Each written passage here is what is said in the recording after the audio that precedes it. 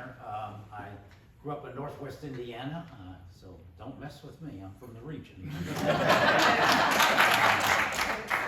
I went to college at St. Louis U, med school at Washington, St. Louis, residency at St. Louis Children's Hospital. And then I came here in 1973 for a year of clinical neonatal fellowship. Now, that's before there was one neonatologist here in Indiana, Ed Gresham here. His story is right outside in that one case out there. And now there are about 50 neonatologists. And I came here for a year of clinical training, and he said, Rich, you've got to go and learn how to do research. Okay. And so he called where he trained in Denver, Fred Battaglia there, and said he's got this young person that come there for a fellowship. And Fred said, okay. Of course, that's how things were done then, a lot of times. So I went there for a year, but I quickly learned I wasn't smart enough to do research. So I came back here in '75 and did a year and then on the faculty and took care of sick newborn babies. And then in 1980, when my predecessor, Maury Green, chairman of the Department of Peds and physician-in-chief of the hospital, back then the university rules required stepping down from those roles at 65 years of age, and my friends made me take that job. I didn't want to. I love taking care of sick babies and working with families, but I did it anyway. So I was chairman of the department and physician-in-chief from 1987 to 2009, and then I stepped down, actually a year before I had to, because Wade Clapp, who's the current chairman and physician-in-chief, he really wanted the job, and he was being heavily recruited by UC San Diego. He'd been out there 3 times. The president of the university and the dean of the med school had been here to try to recruit him. So I was happy to step down a year early. And then I realized, hey, I don't have to worry about anything. I can do whatever I want.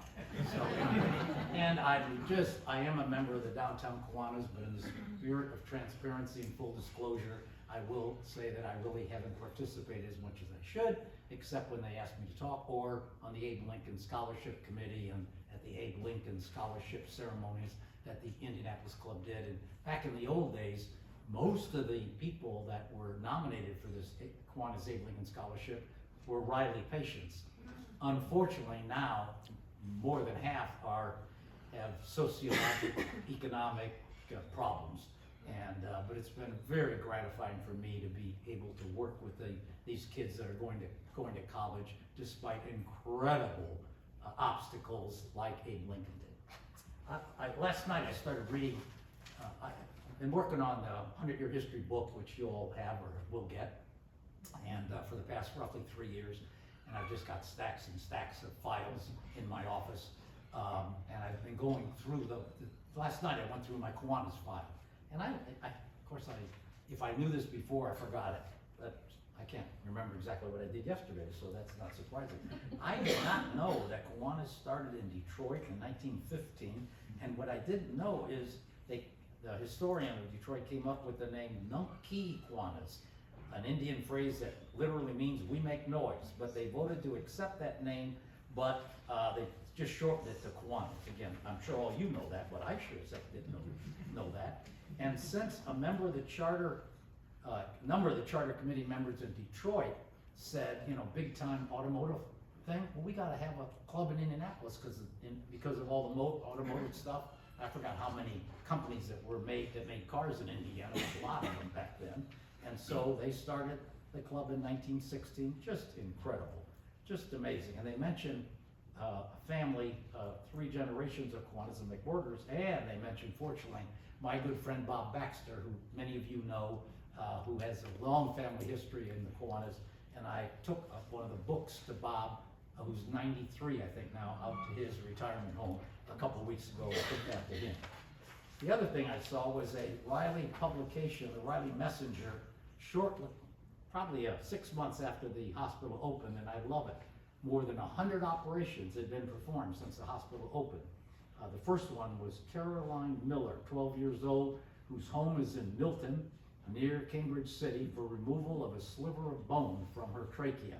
And it's just incredible. And it mentions that 100 officers and trustees of the Indiana Kiwanis clubs obtained first-hand information on the services of the Riley Hospital Wednesday, January 7th. This probably would have been 1925. It could have been 26, but probably 25. And they came by, they went through every ward and unit of the hospital, were served lunch in the dining room on the first floor, which we didn't. That dining room was eventually taken up for the Kiwanis Outpatient Center that you all funded. And then we didn't have a cafeteria for about 40 years. When we got a cafeteria in 1986. Anyway, just incredible. I was also looking at all the different, I know you gave me 5 minutes, but I don't pay attention to that. That's a Schreiner fine. I know what that's about. They can fire me, they can't fire me, but they could take away my office, but whatever. All the projects, I think Tom Dunn put this together, I'm sure many of you all know Tom. Of all the different projects up until 2020 that they did, and I just love looking at some of these, because I remember some of your Kiwanian friends like Bill Lieber, who I think was from up in Northwest Indiana, as I recall, and Mort Bonesteel. And the thing I like about Mort Bonesteel is in 1982, it says $7,115 for Dr. Schreiner's equipment. I don't remember what equipment. My guess is it was transcutaneous PO2 monitoring the blood, the amount of oxygen in the blood through the skin. Because in 1975, when we started going around picking up the sick babies all over the state and bringing them back to Raleigh, most of your small hospitals could not measure the amount of oxygen in the blood on less than 3 cc's of blood, whereas the bigger hospitals had learned how to do it on just about a half of a cc. But then they developed these monitors where you can measure the amount of blood, oxygen in the blood. You might say, well, why is that so important? Well, if in a preemie, especially preemie, say more than 4 to 6 weeks premature, especially 6 to 8 weeks premature or more, too much oxygen can cause a disorder called retrolenofibroplasia and blindness. And in fact, back in the 80s and 90s, the most common cause of blindness of people at the School for the Blind here in Indianapolis was retrolenofibroplasia. So that was very important stuff. And many of you all probably know Mary Ann Underwood, who started working here in 1957. And she reminds me that when the Kiwanis were funded the Trauma Life Center and raised through the torch run during the Pan Am Games, she reminded me many times she rode on the 18-wheeler truck in that torch run. And I think you guys bought like 3 or 4 mobile transport ambulances, just incredible. And I just noticed also that the diabetes research program you funded in 09-10, and just in the past year, Emily Sims, who's head of the diabetes basic science research program, a drug they developed here and studied has been approved by the FDA to delay the onset of type 1 diabetes for, I think, up to 3 years, but I don't know any more about that drug. Again, somehow you all had a role. It's pretty darn, and this is amazing, this is the only drug ever approved to delay the onset of type 1 diabetes in people. Just incredible. But I've already exceeded my knowledge of that topic.